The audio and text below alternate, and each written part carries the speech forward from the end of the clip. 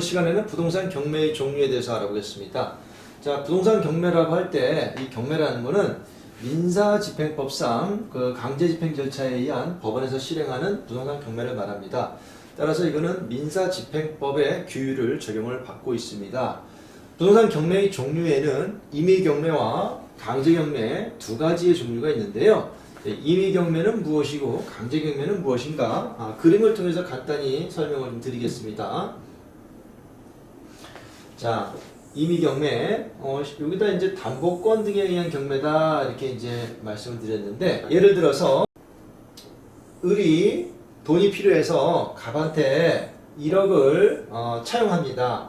그리고 갑은 1억을 빌려주면서 을 소유 요 집 있죠? 요 시가 2억짜리 요 집에 대가 근저당권 1억 3천을 설정합니다. 그리고 만기 때 1억을 변제받지 못하면 갑은 이 집을 경매를 붙여서 대금에서 우선해서 변제를 받게 되죠. 그래서 경매를 담보권, 요 근저당권 실행에 의해서 받는 경매, 이거를 임의경매다 이렇게 하고요. 여기 담보권은 근저당권도 있고 또 전세권도 있고 담보가 등기, 유치권 이런 것도 설정할 수가 있습니다. 이 담보권에는 뭐 여기다 전세권을 설정하고 만기 됐는데 전세보증금을 주지 않더라. 그러면 이 전세권에 기해서 경매를 붙이는 것, 이것도 임의경매가 됩니다.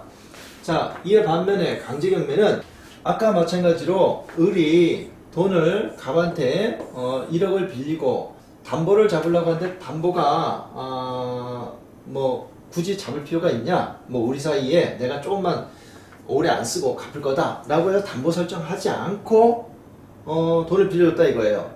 그러면 갑은 만기 때 돈을 1억을 받지 못하면 어떻게 해요? 임의경매 같은 경우에는 근저당권을 설정했기 때문에 담보권 실행에 의해서 바로 경매를 붙여서 내가 돈을 회수할 수 있지만, 이와 같은 경우에는 담보권을 미리 설정하지 않았기 때문에 이렇게 근저당권에 의해서 경매를 붙일 수는 없습니다. 이럴 경우에는 이 사람의 집이 있다고 할 경우에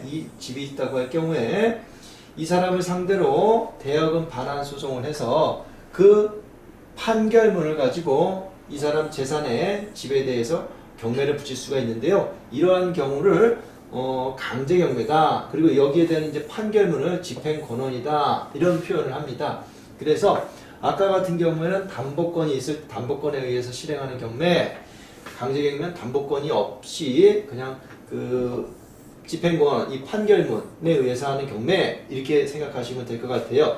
여기에 대한 판결문과 같이 집행권원에는 옛날에는 이제 채무명의라고도 했는데요. 이 확정 판결, 그 다음에 뭐 지급명령, 화해조서, 그 다음에 조정조서, 약서고음, 공중증서, 이런 것들도 집행권원에 들어갑니다. 자, 우리가 돈을 빌리고 내가 나중에 또 안 줬을 때 대여금 반환 소송을 하고 또 그래서 확정 판결을 받아서 그 판결문 가지고 경매를 붙이고 이러면 시간이 꽤 오래 걸리죠. 그렇습니다. 그래서 그거를 시간을 생략하기 위해서, 절차를 간소하게 위해서 사전에 이렇게 약소보험 공정증서를 받죠. 내가 1억을 빌렸으면 약소보험 1억 공증해줘. 그럼 이 공증이 사실상 판결문과 같습니다. 얘가 갚지 않으면 이 판결문 가지고 이 사람 재산인 이 집에 대해서 경매를 붙일 수가 있고요. 또 이 사람 을이 다른 어디에 또 다른 뭐 어디 토지가 있더라. 토지 부동산이 있더라. 아니면 또 다른 어디 요즘 많이 하는 주식이 있더라. 뭐 이런 것들이 있으면 여기에도 다 경매를 붙일 수가 있습니다. 이 판결문 가지고. 자, 이것이 임의경매와 강제경매의 차이라고 할 수 있겠습니다. 부동산 매각 방법에 대해서 알아보겠습니다. 자, 매각 방법에는 세 가지가 있어요. 호가경매와 기일입찰과 기간입찰, 이 세 가지가 있는데, 호가경매는 말 그대로 내가 이걸 얼마에 사겠다라고 손을 들고 표시하는, 이렇게 미술품 경매 가면은 뭐 1억 하면 1억 1000, 1억 2000 있습니까? 없습니까? 그럼 1억 2000 최고가 낙찰됐습니다. 이런 식이죠. 호가경매. 옛날 그 부동산 경매에서는 호가경매를 실행을 했었고요. 요즘에는 이렇게 기일입찰, 즉 매각 기일을 정해놓고 그럼 다수자의 입찰자가 응찰한 다음에 그 다음에 이제 최고가로 응찰한 사람을 최고가 매수인 낙찰자를 선정하는 건데 다 비밀리에 비공개에 하죠. 매각기일을 정하는 거는 법원에서 정하고 정하는 날짜에 비공개해서 비밀 입찰해서 개찰하는 방식을 취하고 있고요. 기간 입찰은 일정한 기간을 정해놓고 그 기간 내에 입찰을 하게 하고 기일을 정해서 개찰을 해서 최고가로 낙찰된 사람이 매수인이 되는 것이죠. 그래서 종류는 호가 경매, 기일 입찰, 기간 입찰 3개가 있는데 현재의 경매에서는 기일 입찰을 하고 있다. 매각 장소는 법원에서 합니다. 법원에서 진행해야 한다라고 해요. 그러면 이 법원에서 진행할 때 어느 법원에서 진행하는 거냐? 이것이 이제 집행법원, 관할법원에 관한 문제인데요.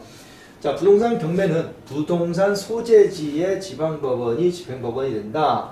예를 들어서 여기가 안양이다라고 할 때는 안양을 관할하는 집행법원이 수원지방법원 예하인 수원지방법원 안양지원, 안양법원에서 하고요.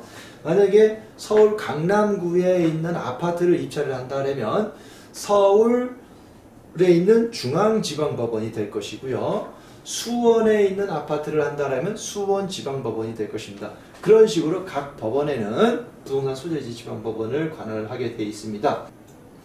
법원 적합률은 경매가 유찰되면 한 번 유찰되는 몇 프로씩 빠지냐? 최저 매각 가격을 낮추는 비율인데 20%에서 30% 정도로 법원별로 적합률이 좀 다릅니다. 보통 20% 적합돼서 다음 매각기일에 진행되는데 다음 매각기일은 보통 한 달 단위로 움직인다. 법원에 따라서는 30% 적합되기도 합니다. 그래서 법원별로 적합률을 한번 보겠습니다. 그리고 참고로 기일이 변경했다. 낙찰이 불허가로 인한 재입찰, 재경매 이런 경우에는 가격을 적감하지 않습니다. 기일이 변경, 매각 기일을 미루는 거죠. 기일이 변경됐을 때는 그 가격 그대로 하고요. 낙찰 불허가로 인한 재입찰, 낙찰을 받았어요. 근데 일주일 있다가 허가 결정이 나는데 허가 결정이 안 나고 불허가로 됐어요. 그러면 이 불허가 되면 다시 경매가 나오죠. 그럴 때 재입찰할 때도 그 전에 금액 그대로 입찰을 한다. 그 재경매로 입찰, 재경매는 뭐죠? 다시 낙찰을 받고 대금을 납부하지 못했어요. 그럼 다시 경매가 나오는 걸 재경매라 했죠. 그럴 경우에도 가격을 적감하지 않고 전의 가격 그대로 다시 진행을 합니다. 전국 법원별 적감률을 보겠습니다. 자, 서울, 그 다음 대전, 대구, 부산, 광주, 이렇게 있지만 서울에는 관할에는 이제 지방법원이 서울중앙, 서울동부, 서울남부, 북부, 서부 이렇게 있고요. 이렇게 보다시피 각 법원별로 관할 지역이 있어요. 관할죠. 서울중앙법원에서 관할하는 데는 강남구, 관악구, 동작구, 서초, 강북, 성북, 종로 이렇게 돼 있고요. 적감률은 여기는 20%씩 적감됩니다. 한 번 유찰되면 20%씩 빠진다는 얘기고요. 그리고 의정부 같은 경우에도 여기 관할구역이 이렇게 됩니다. 그리고 적감률이 30%씩 빠지더라. 그리고 인천에도 30%씩 빠집니다. 자, 이렇게 적감률이 이렇게 빠집니다. 수원 30%, 성남, 여주, 평택, 안산 30%, 안양은 20%. 이게 각 법원별로 좀 차이가 있죠? 자, 요거는 외우시거나 그럴 필요는 전혀 없으시고 각 관할 법원에 어느 지역이냐 그리고 적감률이 어느 정도다 라는 것을 참고사항으로 보시라는 내용입니다.